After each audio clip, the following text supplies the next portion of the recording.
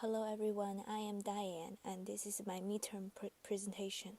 Gender as performative act and surveillance of femininity in female game characters. In the first section, I would like to discuss the concept of gender as performative act. In Judith Butler's essay Performative Acts and Gender Constitution, they define gender as a constructed identity, a performative accomplishment which the mundane social audience, including the actors themselves, come to believe and perform in the mode of belief.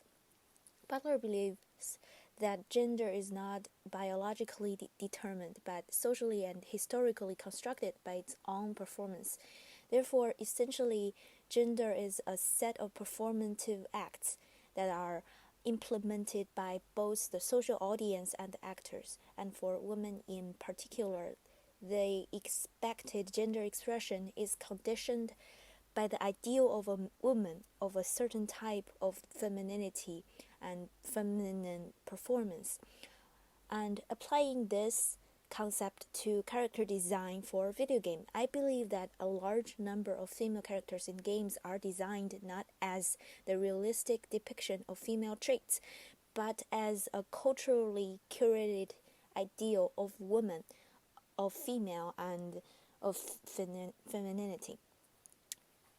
In the second section, I would like to discuss how ideal of femininity is performed in games. I would like to compare the performance of femininity in games to the actual theoretical performance and break down the performance of womanhood in the following three aspects: action, dialogue, and costumes. Previously in class, we have discussed the action design for female characters in fighting games and how they can be heavily sexualized. And I found that in games, their fighting dialogues and even daily dialogues, regular dialogues, can also be written with very sexual connotations. Aww, don't look down on me just because I'm little. There is no time to spare. Goodbye. Finished already? How unsatisfying. Promise me you won't tell anyone. Never back down. That's how the E family does things. Instead of casual, realistic dialogue, this kind of language, I believe, is an actress' scripted lines written to create a fictional concept of this hot girl who doesn't shy away or even enjoy to be sexualized and gazed upon. Actions, even outside the realm of fighting games, the very daily mannerism of female characters, even the way they walk and talk, could also be exaggerated to emphasize their sex and gender. Here's a video clip of a mode that switches the body model for Batman and Catwoman.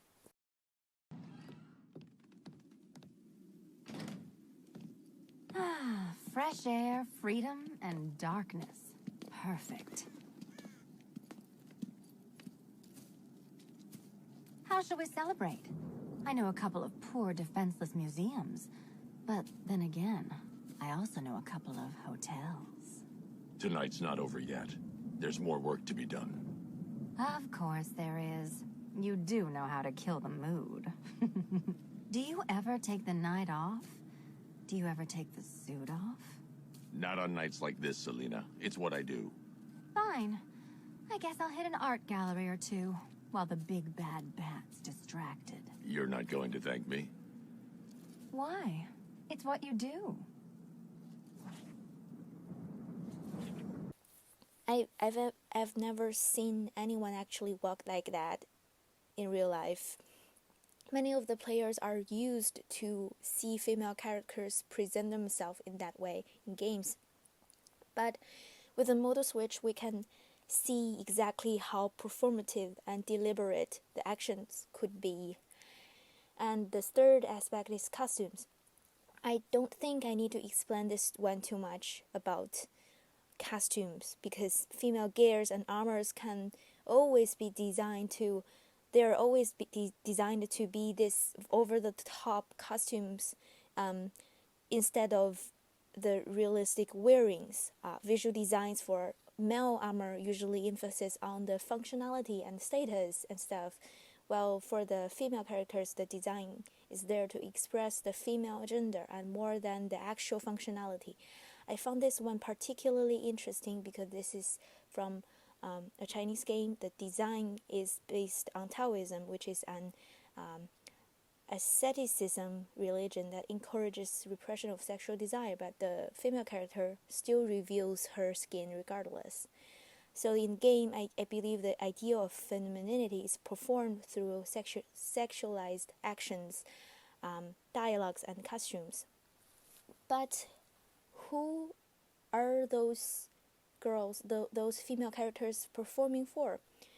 And that leads us to the third section, surveillance from audience and resistance from actors.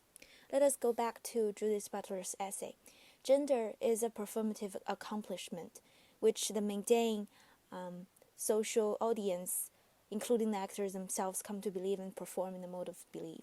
Here, the performative act of gender is constantly under surveillance of the mundane social audience, that one can face punishment, both obviously and indirect, if they perform their gender wrong, and the culture readily marginalizes these who fails to perform the illusion of gender essentialism. So in the context of video game culture, who are these mundane social audience? Well, partly it is the players, or on a larger scale, the gaming culture. This quote is from Curate Your Culture by Amanda Coate. Numerous aspects of gaming refine straight white cisgender young men as gamers and exclude everyone else. Breaking from the ideal femininity could cause backlashes from this group of real gamers, which are cisgendered white young men, and the audience of they are also the audience of the gender performance. And this is a tweet commenting on the character design from The Last of Us 2. But the social audience isn't only the players. As Butler points out, the actors themselves are also included. They could also be the one who internalize the beliefs on gender ideal and self-adjust accordingly. Of course, I am not talking about the female characters, because they are fictional characters with no consciousness. I am talking about those who initialize these performative acts onto the female characters, and that is the real actors. I am talking about the game designers. We act through these characters. So to end my presentation, I would suggest as game designers to break the ritual of performing gender, whether for men, women, or non-binary people. We should make three-dimensional characters that break the gender ideal. As creators, we are the one who hold the power to curate this culture we're leading, and the gaming culture is up to us to go on a healthier way. And that will be my presentation. Thank you.